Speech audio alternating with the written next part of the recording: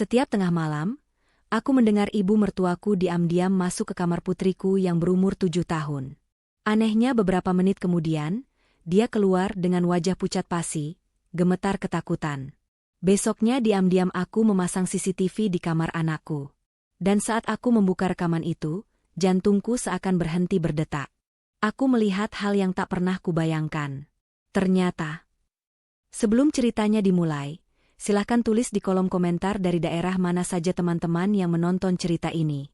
Jangan lupa like dan subscribe agar channel ini bisa semakin berkembang dan bisa mempersembahkan cerita yang lebih menarik lagi. Namaku Sinta. Kehidupanku, bagi orang luar, mungkin tampak sempurna. Aku memiliki seorang suami, Edi, yang bekerja keras, dan seorang putri kecil yang cantik berumur 7 tahun, Rara. Kami tinggal di rumah peninggalan almarhum ayah mertuaku, sebuah rumah yang cukup besar dan nyaman di pinggir kota. Namun, rumah ini tidak hanya kami tinggali bertiga. Ibu mertuaku, Ibu Wanda, tinggal bersama kami. Sejak suaminya meninggal 2 tahun lalu, Edi memboyongnya agar ada yang menemani. Aku menerimanya dengan lapang dada.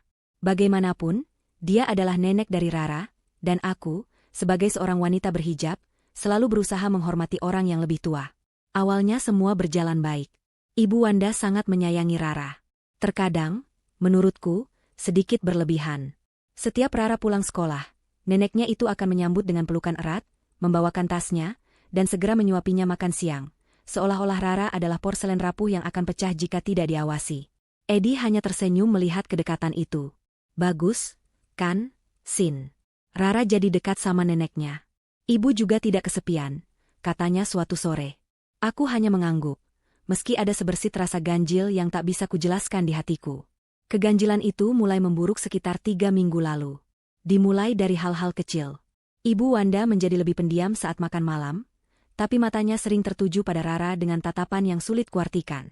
Bukan tatapan sayang, lebih seperti tatapan menunggu. Lalu, aku mulai sulit tidur. Entah mengapa, aku sering terbangun di keheningan malam. Malam itu adalah puncaknya. Aku terbangun dari tidurku, merasakan haus yang mencekat di tenggorokan. Jam digital di meja nakas menunjukkan pukul 12.04. Tengah malam. Edi tidur mendengkur pelan di sampingku. Rumah terasa sunyi senyap, hanya menyisakan deru pendingin ruangan dan detak jam dinding di luar kamar. Aku baru saja akan bangkit untuk mengambil air minum ketika sebuah suara menghentikanku. Kriet. Itu suara pelan, nyaris tak terdengar. Tapi aku sangat mengenali suara itu. Itu adalah suara pintu kamar Rara. Putriku memiliki kebiasaan tidur dengan pintu yang sedikit terbuka, dan engselnya memang perlu diminyaki. Jantungku mulai berdebar. Apakah Rara terbangun? Mau ke kamar mandi? Atau mimpi buruk? Aku menahan napas, menajamkan telinga. Tidak ada suara langkah kaki kecil Rara. Tidak ada suara tangisan. Hanya hening. Lalu, beberapa detik kemudian, aku mendengar suara langkah kaki. Sangat pelan, berjingkat. Bukan langkah kaki Rara. Ini langkah kaki orang dewasa. Rasa takut yang dingin mulai menjalar di punggungku. Siapa yang ada di kamar putriku tengah malam begini? Apakah ada pencuri? Dengan hati-hati, aku menyibakkan selimut. Aku meraih hijab tidur instan yang selalu kugantung di sisi tempat tidur dan memakainya seadanya. Aku tidak mau membangunkan Edi, takut membuatnya panik. Aku turun dari ranjang, kaki telanjangku menapaki lantai keramik yang dingin. Aku berjalan pelan menuju pintu kamarku. Kubuka sedikit celah, hanya cukup untuk satu mata mengintip. Lorong di luar gelap, hanya diterangi oleh cahaya bulan pucat yang masuk dari jendela besar di ujung koridor. Kamar Rara ada di seberang kamarku, sedikit ke kiri. Pintu kamar Rara kini tertutup rapat. Siapapun yang masuk tadi, sekarang ada di dalam bersama putriku. Aku berdiri mematung, bingung antara harus berteriak membangunkan Edi atau nekat mendatangi kamar Rara sendirian. Jantungku serasa ingin melompat dari dada. 5 menit berlalu, terasa seperti 1 jam. Aku masih berdiri di celah pintu, tubuhku mulai gemetar. Lalu, suara itu terdengar lagi. Kriet. Pintu kamar Rara terbuka. Sosok itu keluar. Aku menahan napasku. Sosok itu berdiri membelakangiku sejenak, menutup pintu kamar Rara dengan sangat hati-hati, nyaris tanpa suara. Lalu sosok itu berbalik. Itu Ibu Wanda. Aku tertegun. Untuk apa ibu mertuaku masuk ke kamar Rara selarut ini dan berjingkat-jingkat seperti maling? Kenapa dia tidak menyalakan lampu lorong? Ibu Wanda mulai berjalan pelan menuju kamarnya, yang terletak di sebelah kamar Rara.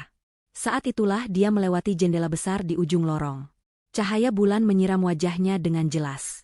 Aku terkesiap. Wajah Ibu Wanda pucat pasi, seperti kertas. Keringat dingin mengkilap di dahi dan pelipisnya. Matanya terbelalak ngeri, menatap lurus ke depan seolah baru saja melihat hantu. Dan tangannya gemetar hebat. Bukan?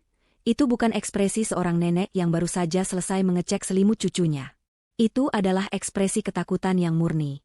Ketakutan yang teramat sangat. Saat dia semakin dekat, aku menyipitkan mata. Ada sesuatu yang dia genggam erat di tangan kanannya.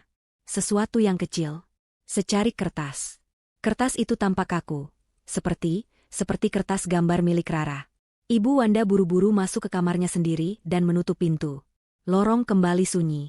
Aku masih berdiri di balik pintu kamarku, membeku. Apa yang baru saja kulihat? Kenapa Ibu Wanda terlihat begitu ketakutan? Dan kertas apa yang dia ambil dari kamar Rara? Malam itu, aku tidak kembali tidur. Aku duduk di tepi ranjang, memandangi Edi yang tidur pulas, sementara ribuan pertanyaan berputar di kepalaku. Aku tahu, sesuatu yang sangat salah sedang terjadi di rumah ini. Sesuatu yang ada hubungannya dengan putriku, Rara, dan ibu mertuaku. Dan aku harus mencari tahu apa itu. Keesokan paginya, suasana terasa normal, terlalu normal. Sinar matahari pagi menembus jendela ruang makan, mengusir sisa-sisa kengerian malam tadi. Aku menyiapkan sarapan dengan perasaan campur aduk. Rara sudah duduk manis di meja makan, sibuk mewarnai buku gambarnya. Edi sedang membaca berita di ponselnya sambil menyeruput kopi. Dan Ibu Wanda, dia sedang menata piring, bersenandung pelan seolah tidak ada beban di dunia. Aku menatapnya lekat-lekat. Tidak ada sisa pucat atau ketakutan di wajahnya. Dia tampak seperti nenek penyayang pada umumnya. Apakah aku hanya bermimpi semalam? Tidak. Aku yakin sekali dengan apa yang kulihat. Genggaman tangannya yang gemetar dan wajahnya yang pucat pasi itu terlalu nyata untuk sebuah mimpi. Aku menunggu sampai Edi berangkat kerja. Rara juga sudah siap diantar ke sekolah. Ini adalah kesempatanku. Setelah mobil Edi menghilang di tikungan, aku kembali ke dapur tempat Ibu Wanda sedang mencuci piring. Aku menarik napas dalam-dalam, mencoba menyusun kata-kata agar tidak terdengar menuduh. Bu, panggilku pelan. Ibu Wanda menoleh, tersenyum. Iya, Sin, ada apa? Semalam Sinta terbangun. Sinta lihat ibu keluar dari kamar Rara, kataku langsung pada intinya. Senyum di wajah Ibu Wanda membeku sesaat. Hanya sedetik, sangat cepat, tapi aku melihatnya. Ada kilat panik di matanya. Namun, dia dengan cepat menguasai diri. Dia tertawa kecil, tawa yang terdengar dipaksakan. Oh, itu? Ya ampun, Sinta. Kamu pasti kaget. Ya? Maaf kalau ibu bikin kamu takut. Dia mengeringkan tangannya dengan serbet. Semalam ibu tidak bisa tidur. Ibu kepikiran Rara. Takut dia kedinginan. Jadi ibu masuk sebentar, mau menyelimutinya. Pas ibu lihat, selimutnya memang sudah melorot sampai ke kaki. Kasihan, nanti dia masuk angin. Alasan yang sangat klise. Sangat masuk akal. Tapi itu tidak menjelaskan wajahnya yang ketakutan. Ibu terlihat sangat pucat semalam. Ujarku lagi, mengujinya. Ibu Wanda tertawa lagi, kali ini lebih keras. Pucat? Ah, kamu ini ada-ada saja. Itu mungkin cuma karena cahaya bulan, Sin. Ibu ini kan sudah tua, kalau baru bangun tidur ya wajahnya kuyu. Lagi pula, ibu memang takut gelap. Jalan di lorong sendirian tengah malam bikin ibu sedikit jantungan. Katanya, memegang dadanya. Aku belum puas. Lalu, kertas yang ibu pegang. Gerakan tangan Ibu Wanda yang sedang melipat serbet terhenti. Kertas?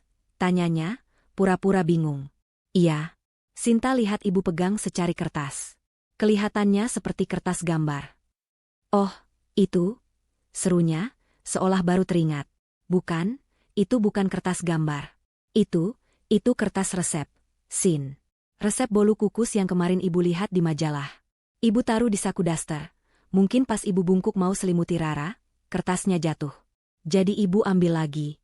Kamu ini perhatian sekali. Sampai kertas resep saja kamu lihat. Kilahnya panjang lebar. Aku terdiam. Jawabannya rapi. Terlalu rapi. Aku tahu dia bohong. Kertas yang kulihat semalam kaku, bukan lemas seperti sobekan halaman majalah. Dan aku yakin itu sobekan dari buku gambar. Tapi aku tidak punya bukti. Memaksanya mengaku hanya akan memicu pertengkaran. Aku memutuskan untuk mundur sementara. Oh, begitu ya, Bu. Maaf kalau Sinta jadi curiga. Sinta cuma khawatir, kataku sambil tersenyum tipis. Tidak apa-apa, Sin. Itu tandanya kamu ibu yang baik. Sudah, sana, antar Rara. Nanti dia terlambat, katanya, kembali mencuci piring. Sepanjang perjalanan mengantar Rara, pikiranku tidak tenang. Alibi Ibu Wanda terlalu sempurna. Siang itu, aku mencoba menelepon Edi, menceritakan kecurigaanku. Sinta, jawab Edi di seberang sana, terdengar lelah. Kamu ini kenapa, sih? Ibu kan sudah bilang, dia cuma ngecek selimut Rara. Wajar dong seorang nenek khawatir sama cucunya. Soal kertas resep, ya mungkin memang begitu. Kenapa kamu jadi curigaan sama ibu? Tapi wajahnya ketakutan, Mas. Bukan cuma pucat, tegasku. Itu karena dia takut gelap, katanya. Sudahlah, jangan dibesar-besarkan. Ibu itu sayang banget sama Rara. Tidak mungkin dia macam-macam. Kamu mungkin cuma salah lihat. Sudah ya, aku lagi sibuk. Telepon ditutup. Aku menghela napas frustrasi. Edi, seperti biasa, selalu membela ibunya. Aku sendirian dalam hal ini. Sore itu, saat menjemput Rara, aku mencoba bertanya langsung pada putriku. Aku berjongkok di depannya, merapikan jilbab kecilnya. Sayang, tadi malam nenek ada masuk ke kamar Rara. Tidak, tanyaku selembut mungkin. Rara memiringkan kepalanya, berpikir sejenak. Enggak, Ibu. Rara tidur nyenyak sekali. Jawabanku membuatku semakin bingung. Bagaimana bisa Rara tidak tahu? Rara tidak mimpi apa-apa. Mata Rara langsung berbinar. Oh, kalau mimpi, ada. Rara mimpi lagi, Bu. Mimpi ketemu kakek. Aku tertegun. Almarhum kakek? Ayah Edi? Kakek ngapain di mimpi Rara? Kakek ajak Rara gambar. Kakek tunjukin Rara gambar rumah kita. Terus kakek bilang, Rara, warnai di sini, sambil nunjuk dinding kamar Rara. Aneh, ya, Bu? Masa dinding disuruh warnai? Ceritanya dengan polos. Jantungku berdesir. Mimpi kakek. Gambar dinding. Kertas gambar yang diambil Ibu Wanda. Apakah ini semua ada hubungannya? Malam itu, aku pura-pura tidur lebih awal. Aku berbaring kaku di ranjang, memaksa mataku terpejam. Telingaku waspada penuh. Detak jam di dinding terdengar memukul-mukul di kepalaku. 1 jam. 2 jam. Edi sudah lama mendengkur. Tepat pukul 12:05. Kriet. Suara itu lagi. Pintu kamar Rara. Aku mendengar langkah kaki berjingkat Ibu Wanda melintasi lorong. Hening selama beberapa menit. 5, 10 menit. Lalu, kriel lagi. Pintu kamar Rara ditutup. Langkah kaki yang sama terburu-buru kembali ke kamarnya. Malam ketiga, hal yang sama persis terulang. Pukul 12, dia masuk. Beberapa menit kemudian, dia keluar. Aku sudah tidak tahan lagi. Ini bukan sekadar mengecek selimut. Ini adalah sebuah ritual. Sebuah obsesi. Keesokan harinya, saat Ibu Wanda sedang pergi ke pengajian rutin di masjid kompleks, dan Rara masih di sekolah, aku mengambil keputusan. Aku harus tahu apa yang dia lakukan di dalam sana. Aku mulai mencari sesuatu. Aku ingat Rara sering mengeluh kalau buku gambarnya cepat habis. Aku mengecek meja belajar Rara. Ada 3 buku gambar baru yang masih disegel. Tapi buku gambar yang sedang dipakainya tidak ada di sana. Aku mencarinya di rak, di bawah tempat tidur, di dalam tas sekolahnya. Tidak ada. Rasa panik mulai menjalari diriku. Aku berlari ke dapur. Aku membuka tempat sampah di bawah wastafel. Tidak ada. Lalu aku teringat sesuatu. Ibu Wanda kadang membuang sampah organik ke komposter di taman belakang. Aku bergegas keluar. Di sebelah komposter, ada kantong sampah hitam besar yang siap diangkut tukang sampah. Tanganku gemetar saat membukanya. Bau sisa makanan yang asam langsung menusuk hidung. Aku menahan mual, mengaduk-aduk isinya. Di sanalah, di dasar kantong, terbenam di antara kulit jeruk dan sisa sayuran. Buku gambar Rara. Aku menariknya keluar. Sampulnya kotor, basah. Aku membukanya dengan tangan gemetar. Benar saja. Beberapa halaman di bagian tengah telah disobek keluar. Bukan disobek rapi, tapi dicabut paksa, menyisakan robekan kasar di dekat jili dan spiralnya. Ibu mertuaku tidak hanya masuk ke kamar Rara. Dia tidak hanya mengambil satu kertas. Dia mencuri gambar-gambar putriku. Gambar-gambar yang mungkin dibuat Rara berdasarkan mimpinya tentang kakek. Napasku terengah. Kemarahan dan ketakutan bercampur aduk. Aku harus punya bukti. Aku harus melihat apa yang sebenarnya dia lakukan di dalam kamar itu. Malam ini juga. Kemarahan adalah bahan bakar yang luar biasa. Kemarahan mengalahkan rasa takutku. Kemarahan memberiku keberanian yang tidak pernah kumiliki sebelumnya. Berdiri di taman belakang, dengan buku gambar Rara yang kotor dan robek di tanganku, aku tidak lagi merasa seperti menantu yang penakut. Aku adalah seorang ibu yang putrinya sedang diusik. Aku membersihkan buku gambar itu sebisanya dan menyembunyikannya di dalam lemariku, di bawah tumpukan hijab lama. Ini adalah bukti pertamaku. Tapi ini tidak cukup. Aku tidak bisa menunjukkan buku gambar robek pada Eddie, dan berharap dia mengerti. Dia akan menyalahkan Rara yang ceroboh, atau kucing, atau apa saja selain ibunya. Aku butuh bukti yang tidak bisa disangkal. Aku harus melihat dengan mata kepalaku sendiri apa yang Ibu Wanda lakukan di kamar itu, dan kenapa Rara tidak pernah mengingatnya. Aku punya rencana. Rencana itu gila, berisiko, dan menghabiskan sisa uang belanja yang kusembunyikan di amplop terpisah. Tapi aku harus melakukannya.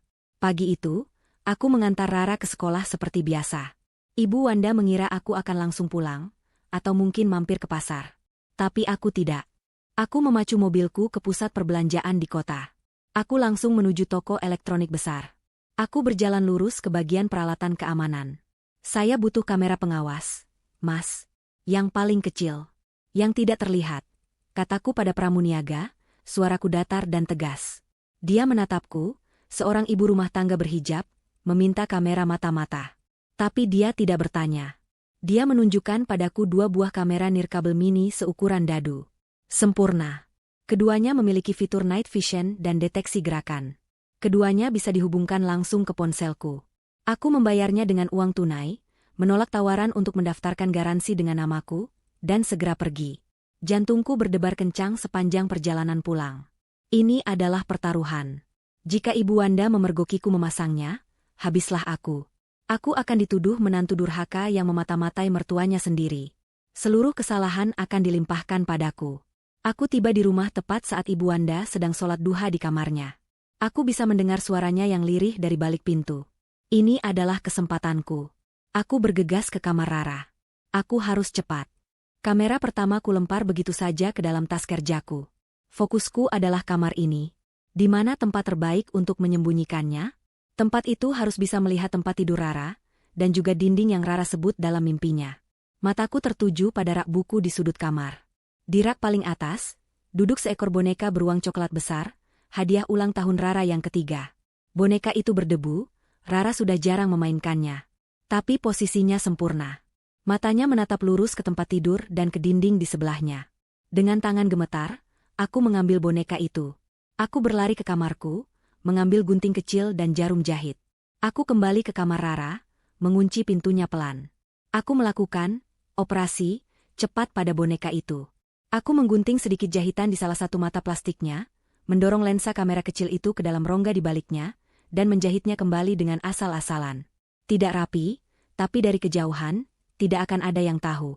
Aku menempatkan boneka itu kembali ke rak, mengatur posisinya agar mengarah tepat. Selesai. Lalu kamera kedua. Kamera ini untuk lorong. Aku harus tahu kapan dia bergerak dari kamarnya. Aku menyelinap keluar kamar Rara. Aku melihat ke sekeliling lorong. Ada sebuah lukisan kaligrafi besar tergantung di dinding, tepat di seberang kamar Rara dan kamar Ibu Wanda. Aku menyelipkan kamera dadu itu di celah antara bingkai atas dan dinding. Warnanya yang hitam tersamar sempurna dalam bayangan. Aku baru saja turun dari kursi kecil yang kugunakan saat mendengar suara pintu kamar Ibu Wanda terbuka. Sinta, kamu di rumah? Jantungku melompat ke tenggorokan. Iya, Bu. Ini, baru sampai. Tadi di kamar Rara, merapikan mainannya, teriakku, berusaha terdengar normal. Aku buru-buru memasukkan kembali kursi ke kamar Rara. Oh, Ibu kira kamu ke pasar. Mau Ibu buatkan teh? Tidak usah, Bu. Terima kasih. Aku masuk ke kamarku sendiri dan mengunci pintu. Tanganku masih gemetar.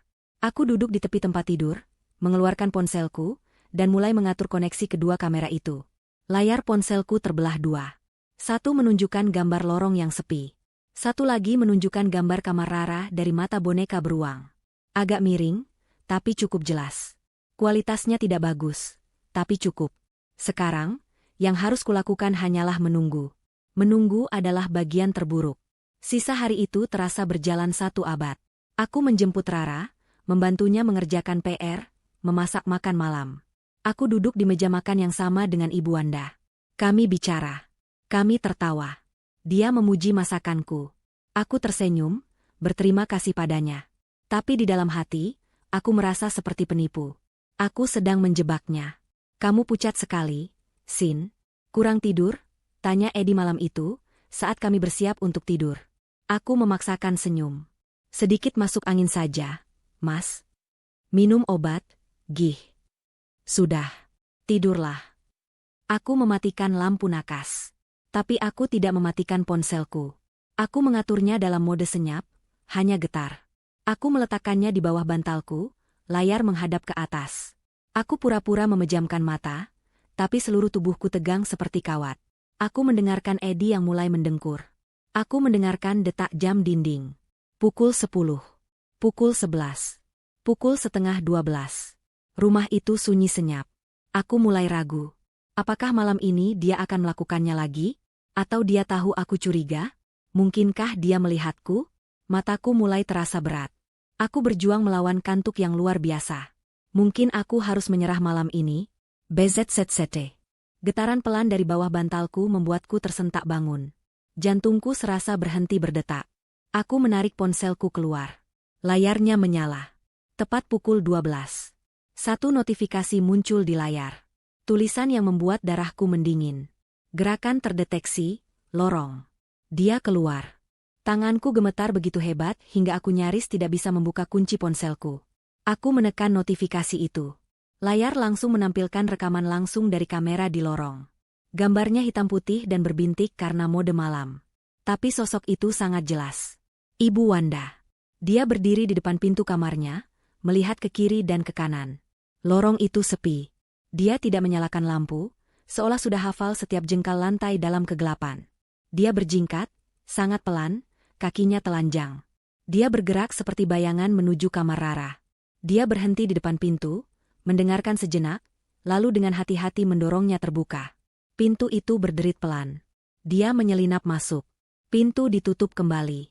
BZZZT. Notifikasi kedua masuk. Gerakan terdeteksi, kamar Rara. Napasku tertahan di tenggorokan. Aku menelan ludah yang terasa pahit. Aku menekan layar, mengganti rekaman dari kamera lorong ke kamera boneka beruang. Jantungku berdebar sangat kencang, memukul-mukul rusukku seperti ingin keluar. Layar ponselku kini menampilkan kamar putriku dari sudut tinggi. Cahaya bulan yang redup masuk dari jendela, ditambah lampu tidur kecil berbentuk kelinci di meja samping tempat tidur Rara. Aku bisa melihat gundukan kecil di bawah selimut. Rara sedang tidur pulas. Lalu Ibu Wanda masuk ke dalam jangkauan kamera. Hal pertama yang membuatku merinding, dia sama sekali tidak melihat ke arah Rara. Dia tidak berjalan ke tempat tidur. Dia tidak mengecek selimut. Alibinya soal takut Rara kedinginan adalah kebohongan total. Sebaliknya, Ibu Wanda berjalan lurus ke meja gambar kecil di sudut ruangan. Meja tempat Rara mewarnai tadi sore. Di tangannya, dia memegang sesuatu. Sebuah senter pena kecil.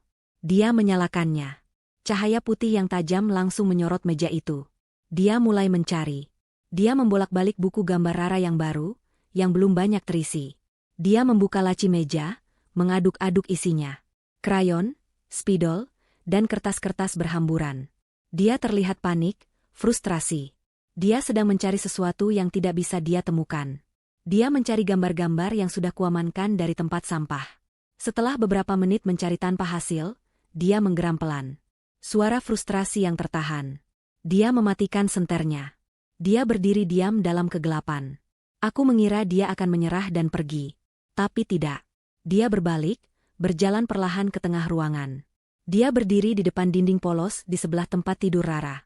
Dinding yang sama persis dengan yang Rara sebut dalam mimpinya. Dinding yang kakek suruh Rara, warnai. Ibu Wanda menyalakan senternya lagi, menyorotkannya ke dinding itu. Dia menempelkan telinganya ke dinding bercat putih gading itu. Lalu, dia mulai mengetuk. Tuk, tuk, tuk. Pelan, tapi ritmis. Dia mengetuk di satu titik, mendengarkan. Lalu bergeser sedikit. Tuk, tuk, tuk. Dia sedang menyunting dinding. mencari tahu apakah ada ruang kosong di baliknya. Aku menonton dengan ngeri. Apa yang dia cari? Harta karun?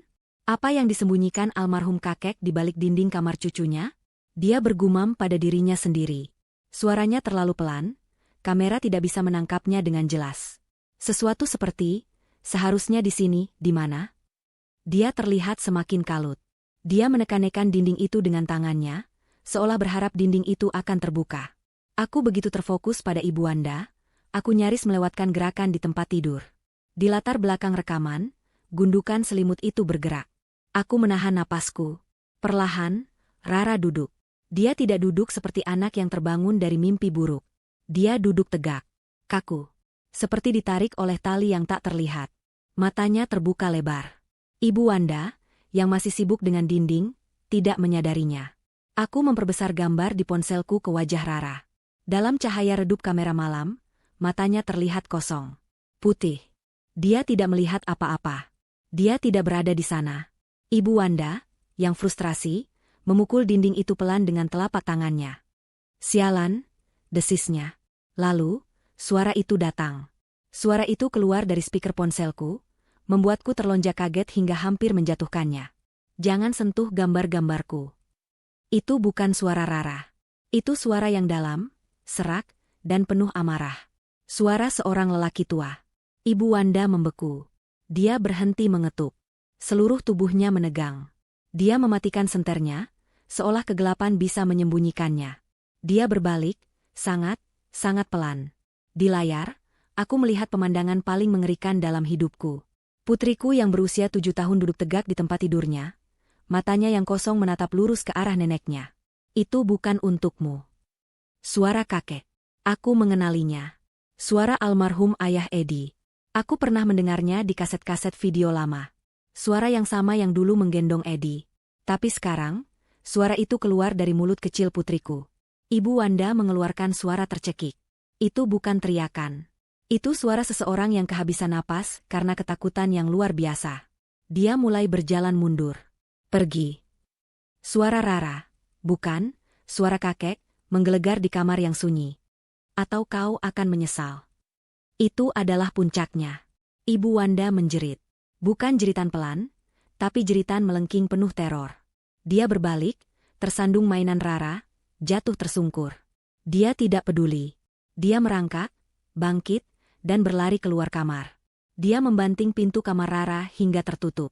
Aku buru-buru mengganti rekaman ke kamera lorong. Aku melihat Ibu Wanda berlari tergopoh-gopoh, menabrak dinding, lalu masuk ke kamarnya sendiri dan membanting pintu dengan keras. Aku kembali ke rekaman kamar Rara. Sama cepatnya seperti dia duduk, Rara kembali berbaring. Dia menarik selimutnya sampai ke dagu, membalikan badan membelakangi kamera, dan kembali tidur. Seolah tidak ada satu hal pun yang terjadi. Aku masih duduk di tempat tidurku. Edi bergerak sedikit di sampingku karena mendengar bantingan pintu tadi, tapi dia hanya bergumam dan kembali tidur. Aku menatap layar ponselku. Aku tidak bisa bernapas. Jantungku yang tadi berdebar kencang kini seakan berhenti berdetak.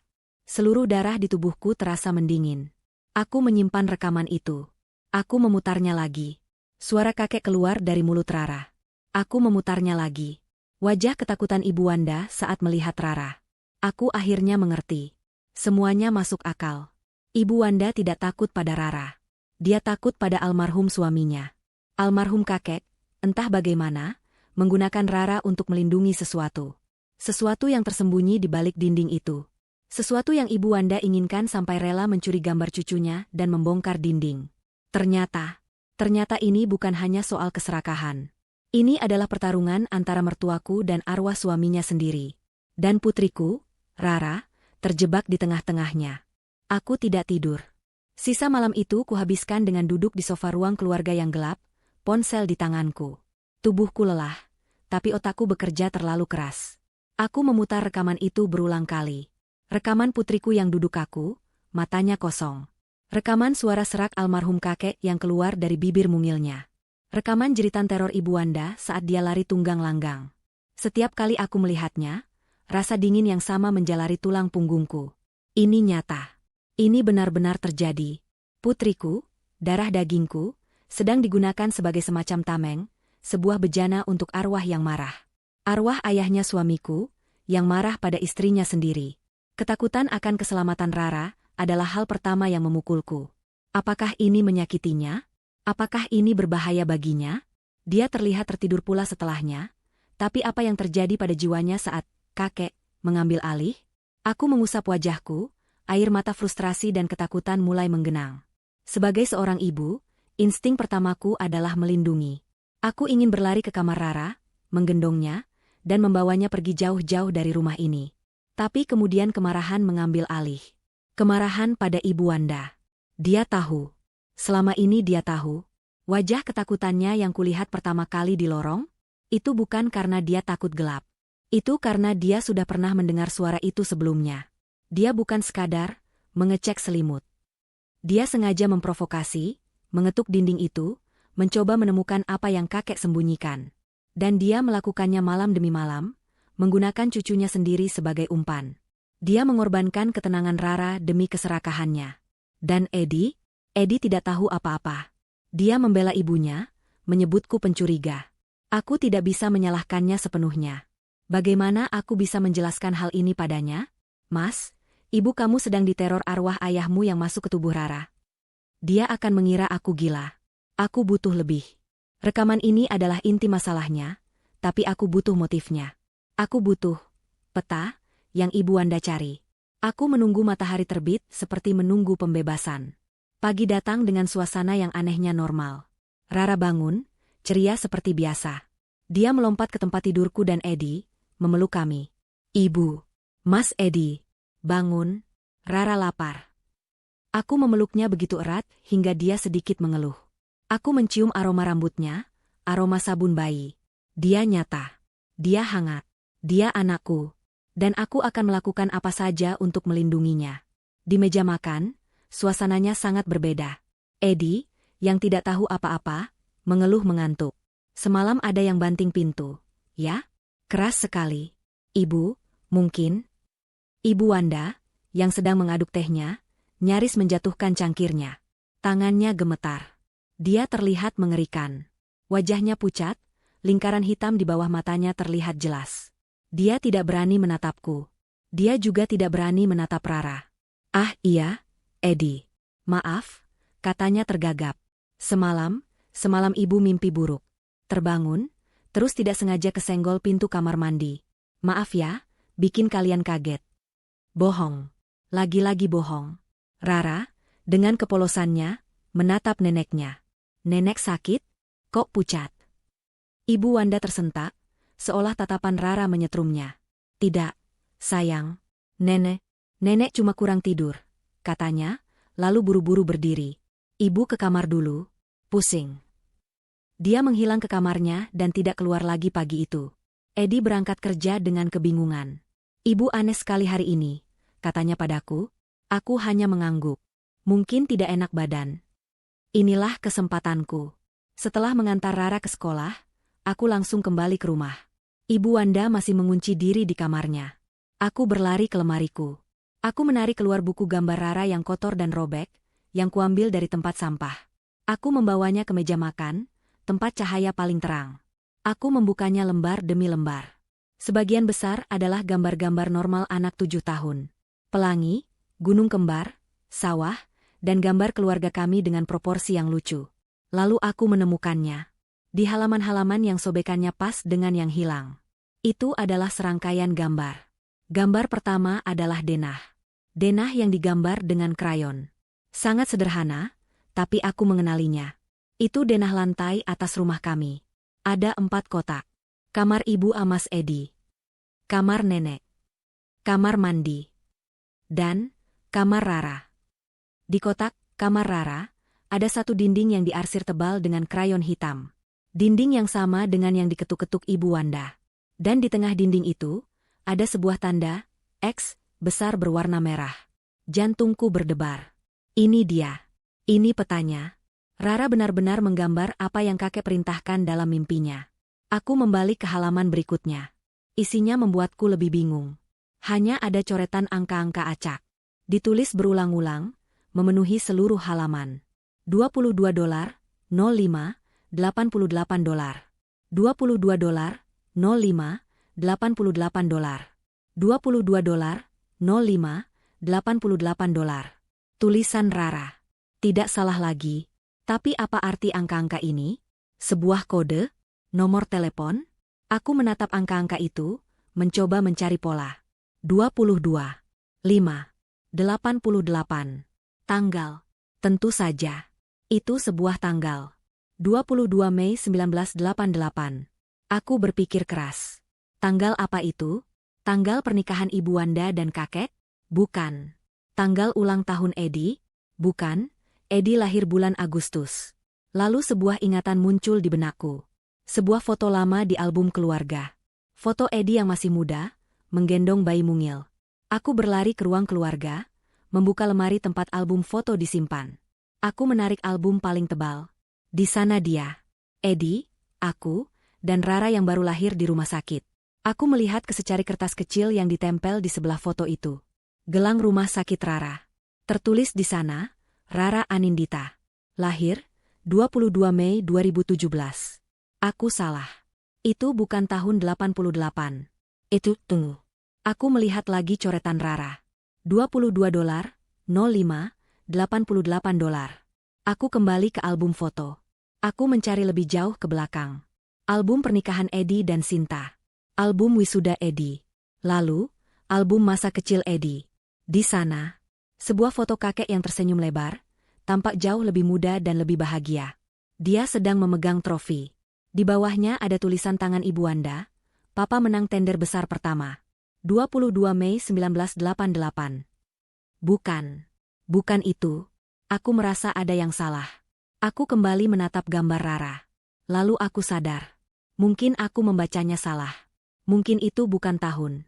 Mungkin itu 3 angka terpisah. 22. 05. 88. Kombinasi. Sebuah brankas. Kakek menyembunyikan brankas di balik dinding itu. Dan kodenya adalah 220588. Semua rumor tentang almarhum kakek tiba-tiba kembali membanjiriku. Kakek adalah orang yang sangat sukses. Tapi di akhir hidupnya, dia menjadi sangat paranoid. Dia tidak percaya pada siapapun, terutama pada istrinya sendiri. Ada desas-desus bahwa Ibu Wanda memiliki hobi berjudi yang dirahasiakan, dan kakek mengetahuinya. Dia tidak pernah mengubah surat wasiatnya secara resmi. Tapi semua orang curiga dia telah mengamankan sebagian besar kekayaannya di tempat yang tidak bisa dijangkau oleh Ibu Wanda. Dia menyembunyikannya di balik dinding kamar cucunya. Cucu yang belum lahir saat dia menyembunyikannya. Tapi tunggu. Tanggal lahir Rara. $22, 05. Apakah itu kebetulan? Kakek meninggal sebelum Rara lahir. Bagaimana dia bisa tahu? Atau, apakah dia tahu? Apakah dia mengatur kodenya sebagai 22, 05, dan angka ketiga adalah sesuatu yang lain? Dan Rara, dalam mimpinya, salah menulisnya? Tidak. Aku melihat gambar itu lagi. 220588. Lalu aku teringat sesuatu. Saat kami baru pindah ke rumah ini, Edi pernah menunjuk ke dinding itu. Dulu kamar ini kantor ayah. Ayah membongkar dan merenovasinya sebelum meninggal. Katanya mau dijadikan kamar bermain untuk cucu kita nanti. Dia merenovasinya. Dia membangun brankas itu. Dan dia mengatur kodenya. Tapi apa arti 88? Pikiranku buntu. Tapi satu hal yang pasti, Ibu Wanda tahu ada brankas. Dia tahu lokasinya berkat gambar Rara. Tapi dia tidak tahu kodenya. Itulah yang dia cari di kamar Rara. Itulah yang dia coba paksa Rara katakan saat arwah kakek merasukinya. Dan sekarang dia gagal. Aku kembali ke ponselku. Aku memutar ulang rekaman dari kamera lorong tadi malam. Rekaman setelah Ibu Wanda lari kembali ke kamarnya. Aku tidak memperhatikannya tadi, aku terlalu fokus pada Rara. Aku melihatnya sekarang. Pukul 12.15. Pintu kamar Ibu Wanda terbuka sedikit. Dia mengintip keluar, memastikan lorong kosong. Lalu dia keluar, ponsel menempel di telinganya. Aku memperbesar gambar. Wajahnya tidak lagi ketakutan. Wajahnya marah. Marah dan penuh tekad. Dia mondar-mandir di lorong sambil berbisik cepat di telepon. Aku tidak bisa mendengar suaranya, tapi aku bisa melihat gesturnya. Dia menunjuk-nunjuk ke arah kamar Rara. Dia mengangguk-angguk cepat. Ibu Wanda sedang menelepon seseorang. Rasa dingin yang baru, yang lebih menakutkan, menjalari diriku.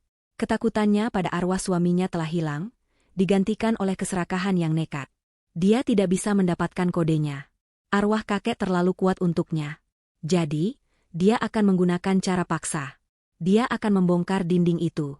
Dia tidak akan melakukannya sendiri. Dia memanggil bantuan. Aku melihat jam di dinding. Pukul 11 siang. Aku tidak tahu kapan mereka akan datang. Bisa jadi malam ini, bisa jadi sekarang. Aku harus memberitahu Eddie. Aku tidak bisa menghadapinya sendirian lagi. Aku tidak bisa menunggu Eddie pulang kerja. Ini bukan sesuatu yang bisa dibicarakan lewat telepon.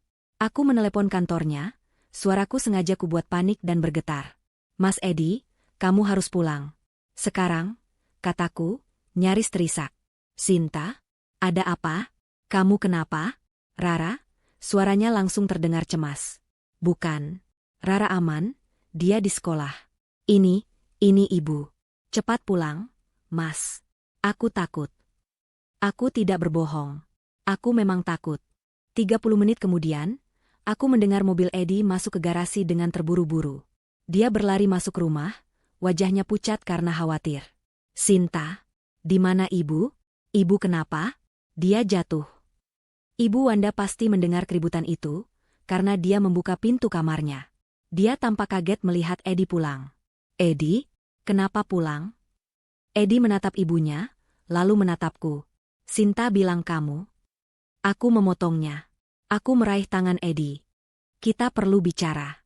Di kamar kita. Sekarang. Aku menatap lurus ke mata Ibu Wanda. Tatapanku dingin.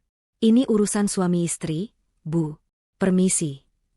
Ibu Wanda tampak bingung dan curiga, tapi dia tidak bisa berbuat apa-apa.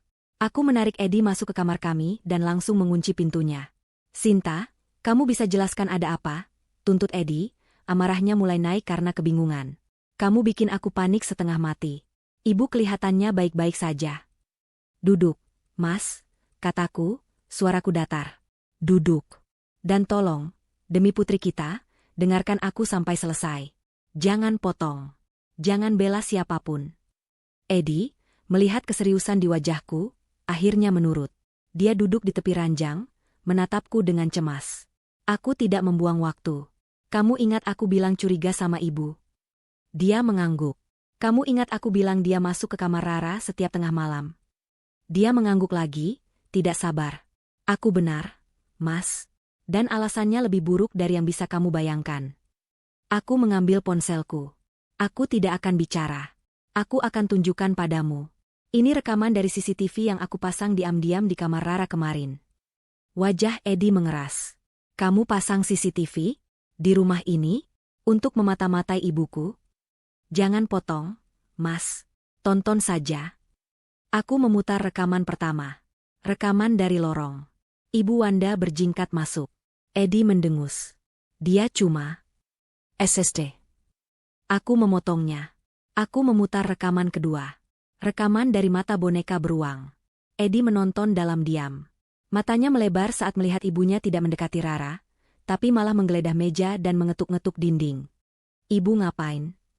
Bisiknya. Tunggu, kataku. Jantungku mulai berdebar lagi, bersiap untuk reaksinya. Di layar, Rara duduk. Kaku. Rara? Eddie mencondongkan tubuhnya ke depan. Dan kemudian, suara itu keluar dari ponsel. Jangan sentuh gambar-gambarku. Eddie melompat dari tempat tidur seolah disengat listrik. Apa itu? Apa-apaan itu? Itu bukan untukmu. Ponsel di tanganku bergetar. Eddie menatap layar, lalu menatapku. Wajahnya pucat pasi. Dia seperti melihat hantu. Pergi. Lalu jeritan Ibu Wanda. Rekaman berlanjut dengan Ibu Wanda yang lari tunggang langgang. Aku menghentikan rekamannya. Kamar kami hening. Eddie berdiri mematung di tengah ruangan. Dia gemetar. Itu. Sinta itu. Suara ayahmu, Mas, kataku pelan. Tidak. Tidak mungkin. Dia menggelengkan kepalanya, matanya terbelalak ngeri. Ini editan. Kamu mengedit ini. Kamu benci ibuku. Rasa sakit menyengat hatiku. Kamu pikir aku bisa melakukan ini? Kamu pikir aku bisa membuat suara ayahmu keluar dari mulut Rara? Aku tidak tahu. Tapi ini gila. Ini kenyataan. Aku berdiri, menatapnya tajam. Ini yang terjadi di rumah kita setiap malam saat kamu tidur. Ibumu, ibumu sendiri, telah mengganggu putri kita, mencoba mencuri sesuatu yang ayahmu sembunyikan di balik dinding itu. Dan ayahmu arwahnya, menggunakan Rara untuk menghentikannya. Aku melemparkan buku gambar Rara yang sobek ke atas tempat tidur. Ini yang dia cari. Eddie membukanya dengan tangan gemetar. Dia melihat denah. Tanda X. Lalu ini, kataku, menunjuk ke halaman dengan angka-angka. 220588. Aku tidak tahu apa itu, mungkin kode brankas. Tapi ibumu menginginkannya. Dia sangat menginginkannya sampai dia diteror oleh arwah suaminya sendiri. Eddie terduduk lemas di lantai. Dia memegang kepalanya. Ayah, Rara, ya Tuhan. Dia akhirnya percaya. Kengerian di matanya adalah kengerian murni. Dia bukan lagi anak yang membela ibunya. Dia adalah seorang ayah yang ketakutan. Apa yang harus kita lakukan? Bisiknya, suaranya pecah. Aku tidak tahu apa yang ayahmu sembunyikan, kataku. Tapi ibumu tidak akan berhenti. Aku menceritakan tentang telepon yang kulihat di rekaman lorong. Dia menelepon seseorang, Mas. Dia tidak lagi takut. Dia marah. Dia akan membongkar dinding itu dengan paksa. Dia akan membawa orang luar ke rumah ini. Mata Eddie berkilat marah. Dia tidak akan berani. Ini rumahku. Dia berani, tegasku. Dia akan melakukannya saat kita tidak ada. Atau saat kita tidur. Kita tidak bisa membiarkannya. Eddie berdiri. Wajahnya kini keras. Malam ini, katanya, malam ini kita hadapi dia. Kita tidak akan tidur. Kita akan menunggu di kamar Rara. Aku, kamu, dan Rara. Kita akan kunci pintunya. Saat dia mencoba masuk, aku akan. Bagaimana kalau dia membawa orang? Tanyaku. Kita tidak tahu siapa yang dia telepon. Preman? Eddie terdiam. Dia benar. Ini bisa menjadi berbahaya. Suasana tegang di rumah itu terasa seperti udara kental yang sulit untuk bernapas. Kami menjemput Rara. Aku memaksanya bermain di dalam kamar kami, tidak membiarkannya keluar dari pandanganku. Makan malam adalah siksaan terburuk. Ibu Wanda akhirnya keluar dari kamarnya. Wajahnya sudah dirias. Dia mencoba bersikap normal, tapi getaran di tangannya saat dia mengambil sendok nasi terlihat jelas. Rara, habis ini tidur cepat. Ya, katanya, suaranya sedikit bergetar. Rara mengangguk. Oke, Nek. Eddie menatap ibunya dengan tatapan yang belum pernah kulihat sebelumnya. Campuran antara jijik, kasihan, dan amarah yang tertahan. Ibu kelihatannya sudah baikan, tanyanya, suaranya dingin. Ibu Wanda tersentak. Sudah. Cuma pusing sedikit tadi. Dia tidak berani menatap mata Eddie. Setelah makan malam, aku membawa Rara ke kamar kami. Malam ini, Rara tidur sama ibu dan Mas Eddie. Ya? Di kamar ibu. Asyik. Boleh? Serunya senang. Kami mengunci pintu kamar kami. Eddie dan aku tidak berbicara. Kami hanya duduk di tempat tidur, dengan Rara yang tertidur pulas di antara kami. Ponselku ada di tanganku, layar CCTV lorong menyala. Kami menunggu. Pukul 10. Hening. Pukul 11. Hening. Pukul setengah 12. Eddie sudah hampir tertidur sambil duduk. Tepat pukul 12. BZZT. Ponselku bergetar. Mataku dan mata Eddie langsung tertuju pada layar. Pintu kamar Ibu Wanda terbuka. Dia keluar, melihat ke arah pintu kamar kami yang tertutup. Dia tampak yakin kami sudah tidur. Lalu dia berjalan. Bukan ke kamar Rara. Dia berjalan ke pintu depan. Dia membukanya. 2 orang pria masuk. Keduanya berbadan besar, mengenakan jaket hitam dan topi. Wajah mereka tidak terlihat jelas. Salah satu dari mereka membawa tas ransel besar yang menggembung berat. Jelas bukan tamu biasa. Di layar, aku melihat Ibu Wanda menunjuk ke lorong. Ke arah kamar Rara. Dia berbisik, di kamar itu. Cepat. Jangan bersuara. Bongkar dinding di sebelah tempat tidur. Apapun yang terjadi, jangan pedulikan anak itu. Eddie mengepalkan tangannya begitu keras, hingga buku-buku jarinya memutih. Wajahnya merah padam. Mas, bisikku, tanganku gemetar hebat saat aku menekan tombol panggil di ponselku. Mau apa kamu? Desis Eddie. Telepon polisi, bisikku kembali. Sekarang. Saat panggilanku terhubung ke operator darurat, notifikasi kedua muncul. BZZT gerakan terdeteksi, kamar Rara. Mereka masuk. Ya Tuhan, bisik Eddie. Mereka benar-benar melakukannya. Dia bangkit dari tempat tidur. Sinta, jaga Rara. Kunci pintu ini, jangan keluar apapun yang terjadi. Mas, kamu mau kemana? Menemui ibuku. Jantungku serasa berhenti berdetak. Dua pria asing berbadan besar sudah berada di dalam kamar putriku. Edi berdiri kaku di sampingku, tangannya terkepal erat, matanya tertuju pada pintu kamar kami. Di tanganku, ponsel masih menempel di telinga. Halo? Halo? Ibu? Ada yang bisa kami bantu? Suara operator polisi terdengar panik di seberang sana. Napasku tercekat. Pak, bisikku sekuat tenaga. Cepat, Pak. Kirim patroli. Alamat saya, Jalan Akasia nomor 12. Ada perampokan. Mereka ada di kamar anak saya. Suami saya akan menghadapi mereka. Bisikku lagi, putus asa. Jangan, Bu. Minta suami ibu untuk tetap di dalam kamar. Kunci pintu. Petugas kami sedang meluncur. Tapi terlambat. Edi tidak mendengarkanku.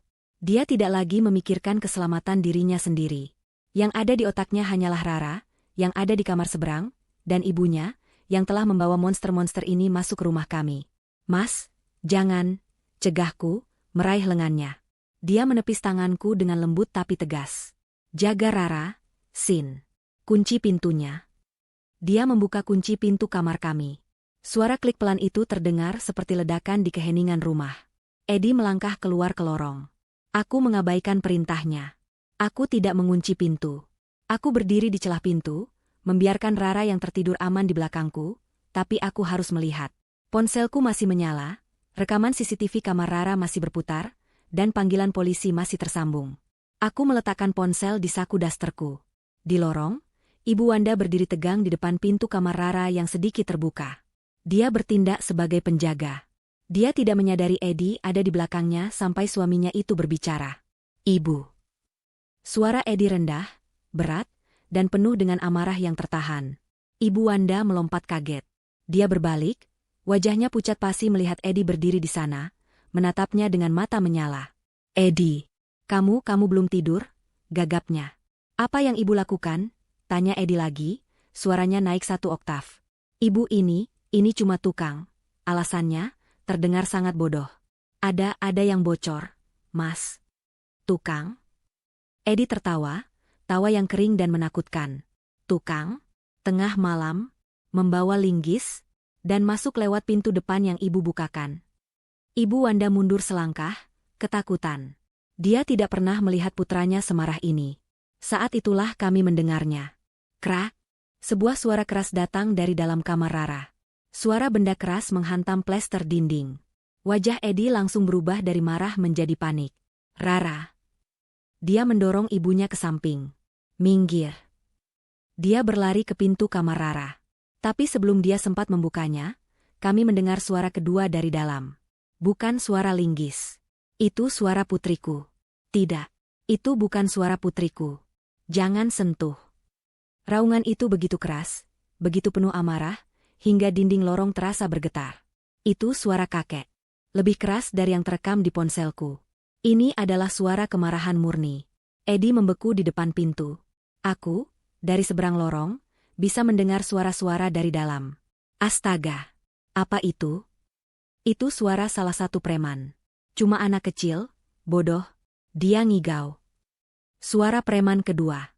Tapi suaranya. Persetan, cepat, hancurkan dinding ini.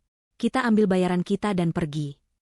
Lalu, krak, suara hantaman linggis lagi. Jelas sekali mereka mengabaikan peringatan itu. Apa yang terjadi selanjutnya akan menghantuiku seumur hidupku. Raungan kedua yang keluar dari kamar Rara bukanlah kata-kata. Itu adalah jeritan amarah yang tidak manusiawi. Jeritan yang panjang dan melengking. Pergi. Dan kemudian, brak, sebuah suara dentuman yang memekakan telinga. Suara kayu pecah. Suara benda-benda berat berjatuhan. Suara debu yang berhamburan. Seluruh lantai rumah bergetar. Alarm mobil tetangga di seberang jalan bahkan sampai berbunyi saking kerasnya getaran itu. Di kamar kami, Rara tersentak bangun dari tidurnya. Ibu, ada apa? Gempa? Dia mulai menangis. Aku berlari masuk, memeluknya. Tidak apa-apa, sayang. Tidak apa-apa. Tetap di sini. Lalu aku mendengar teriakan. Teriakan pria dewasa yang ketakutan.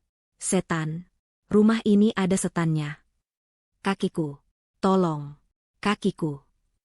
Pintu kamar Rara didobrak terbuka dari dalam. Kedua preman itu berlari keluar. Yang satu berlari pincang, yang satu lagi wajahnya penuh debu dan ketakutan. Mereka terlihat seperti baru saja melihat iblis. Gila. Perjanjian batal, Bu. Batal? Teriak preman yang tidak pincang itu sambil berlari, mendorong Ibu Wanda yang masih mematung di lorong. Mereka berdua lari tunggang langlang menuruni tangga. Aku mendengar pintu depan dibanting terbuka dan mereka lari ke jalanan. Lorong itu kembali hening. Hening yang mencekam. Hanya menyisakan suara tangisan Rara dari kamarku dan suara alarm mobil di kejauhan. Debu mengepul dari pintu kamar Rara yang terbuka lebar. Edi masih berdiri di ambang pintu, kaku, menatap ke dalam ruangan yang hancur. Aku keluar dari kamarku, berjalan pelan menghampirinya. Mas? Aku mengintip dari balik bahunya. Pemandangannya sungguh mengerikan. Lemari buku besar dari kayu jati solid. Lemari yang tingginya hampir menyentuh langit-langit. Lemari yang sama yang kulihat di rekaman CCTV, telah roboh. Lemari itu jatuh tepat di tempat kedua preman itu tadi berdiri di depan dinding. Buku-buku, mainan, dan bongkahan kayu berserakan di lantai. Linggis mereka tergeletak di antara puing-puing, terlepas dari genggaman. Jika lemari itu jatuh sedetik lebih cepat, kedua preman itu pasti sudah tewas tertimpa. Dan di tengah semua kekacauan itu, di atas tempat tidurnya yang kini penuh debu, Rara duduk. Dia duduk tegak, matanya terbuka, menatap lurus ke depan. Kosong. Ibu Wanda, yang tadinya membeku karena kaget, kini seolah tersadar. Rencananya hancur. Premannya kabur. Rahasianya terbongkar. Dia telah gagal. Aku melihat sesuatu berubah di wajahnya. Rasa takutnya hilang. Rasa kagetnya hilang. Yang tersisa hanyalah keserakahan yang murni dan putus asa. Dia seperti serigala yang terpojok. Dia menatap Edi. Dia menatapku. Lalu dia menatap Rara, yang duduk seperti boneka tak bernyawa. Ini semua gara-gara kamu. Desisnya, bukan pada kami, tapi pada Rara. Sebelum Edi atau aku bisa bereaksi, Ibu Wanda menyerbu masuk ke kamar Rara. Dia melompati puing-puing buku. Dia tidak peduli pada lemari yang roboh. Dia tidak peduli pada Edi yang meneriakkan namanya. Dia berlari ke tempat tidur dan mencengkeram bahu Rara. "Di mana kodenya?" teriaknya, suaranya melengking histeris. Dia mulai mengguncang tubuh kecil Rara dengan kasar. "Angka berapa? Beritahu nenek. Beritahu nenek sekarang, anak sial." Melihat putriku diguncang seperti boneka kain oleh neneknya sendiri, adalah pemandangan yang mematahkan batas kesabaran Edi. "Cukup, Bu." Raungan Edi lebih keras daripada suara lemari yang jatuh. Itu adalah raungan seorang ayah yang anaknya disakiti. Dia melompat ke depan, menerjang ibunya sendiri. Dia tidak mendorong Ibu Wanda. Dia menarik tangan ibunya dari bahu Rara dengan paksa. Cengkeramannya begitu kuat hingga Ibu Wanda menjerit kesakitan. Edi melempar tangan ibunya dan langsung mendorongnya menjauh dari tempat tidur. Dia berdiri di antara ibunya dan putrinya, dadanya naik turun karena marah. "Jangan," desis Edi. "Pernah. Sentuh. Anakku. Lagi." Aku langsung berlari ke sisi Rara. Guncangan itu sepertinya telah membangunkannya. Arwah kakek telah pergi. Yang tersisa kini adalah putriku yang kebingungan dan ketakutan. "Ibu?" Matanya yang tadi kosong kini berlinang air mata. "Ibu? Nenek kenapa?" Nenek marah sama Rara. Dia terisak hebat, tubuhnya gemetar. "SSSST, tidak apa-apa, sayang. Tidak apa-apa," bisikku, memeluknya erat. Aku memeluknya begitu erat, mencoba menyalurkan semua kekuatanku padanya. Aku mencium puncak kepalanya yang penuh debu. "Ibu di sini. Mas Edi di sini. Rara aman." Di seberang ruangan, drama itu mencapai puncaknya. Ibu Wanda tersandung mundur, hingga punggungnya menabrak dinding yang kini berlubang. Tempat linggis preman itu menghantam. Dia menatap putranya dengan mata terbelalak. Wajahnya adalah topeng kebingungan dan kemarahan. Kamu membela mereka?" pekiknya, menunjuk ke arahku dan Rara. "Kamu membela anak ini? Melawan ibumu sendiri?" "Anak ini punya nama," balas Edi, suaranya bergetar. "Dia Rara, putriku. Dan ibu baru saja mencoba mencelakainya." "Aku tidak." Ibu Wanda berteriak. Aku hanya ingin mengambil apa yang menjadi hak kamu. Eddie, hak kita. Ayahmu menyembunyikannya dari kita. Harta itu seharusnya milikmu. Hak apa? Teriak Eddie, suaranya menggema di kamar yang hancur. Hak untuk meneror rumah ini? Hak untuk membawa preman ke kamar cucumu sendiri? Hak untuk merampok. Eddie mengucapkan kata itu. Merampok. Kata itu menggantung di udara, berat dan mengerikan. Itu bukan merampok. Itu warisan. Bantah Ibu Wanda, air matanya kini mulai mengalir. Air mata kemarahan, bukan penyesalan. Aku yang menemaninya dari nol. Aku yang mendampinginya saat dia tidak punya apa-apa. Tapi di akhir hidupnya, dia lebih percaya pada arwah, pada anak ini, daripada padaku, istrinya. Karena ayah tahu. Eddie menunjuk wajah ibunya. Ayah tahu ibu seperti apa. Dia tahu ibu tidak bisa dipercaya. Dia tahu ibu akan menghabiskan semuanya. Kamu tidak tahu apa-apa. Aku tahu cukup. Mereka terus berteriak. Saling menyalahkan. Aku memeluk Rara semakin erat, mencoba menutup telinganya dari pertengkaran hebat ini. Cukup, kataku. Suaraku tidak keras, tapi cukup untuk membuat mereka berdua berhenti. Keduanya menoleh padaku. Aku masih duduk di tempat tidur, memeluk Rara. Di tanganku yang satu lagi, ponselku tergenggam. Ponsel yang masih menyala. Mas Eddie, kataku, menatap suamiku. Kamu tidak perlu berdebat. Lalu aku menatap Ibu Wanda. Wajahnya penuh kebencian. Anda mau dengar kebenarannya, Bu? Kataku dingin. Anda mau dengar kenapa ayah melakukan ini semua? Anda mau Eddie dengar apa yang sebenarnya terjadi saat tidak ada yang melihat? Ibu Wanda menyipitkan matanya. Apa maksudmu? Aku mengangkat ponselku. Aku keluar dari mode CCTV. Aku membuka galeri videoku. Aku menekan video yang telah kusimpan tadi malam. Video dari bab 4. Aku memutar video itu. Dan aku mengeraskan volumenya sampai maksimal. Di keheningan kamar yang hancur, suara-suara dari rekaman itu terdengar sangat jelas. Suara langkah kaki Ibu Wanda yang berjingkat. Suara dia menggeledah meja Rara. Suara dia mengetuk-ngetuk dinding. Tuk, tuk, tuk. Aku melihat wajah Eddie mengeras. Dia melihat ke ponsel, lalu ke ibunya. Lalu, suara Rara, kakek, yang serak dan mengerikan memenuhi ruangan. Jangan sentuh gambar-gambarku. Ibu Wanda tersentak seolah ditampar. Itu bukan untukmu. Rekaman itu terus berputar. Rekaman itu memperdengarkan suara kakek yang mengancam, dan puncaknya rekaman jeritan melengking Ibu Wanda sendiri. Jeritan teror yang murni saat dia lari tunggang langgang. Aku menekan tombol berhenti. Hening. Eddie menatap ibunya. Wajahnya tidak lagi marah. Wajahnya kosong. Hancur. Dia baru saja mendengar bukti tak terbantahkan bahwa ibunya telah berbohong. Ibunya tidak hanya serakah. Ibunya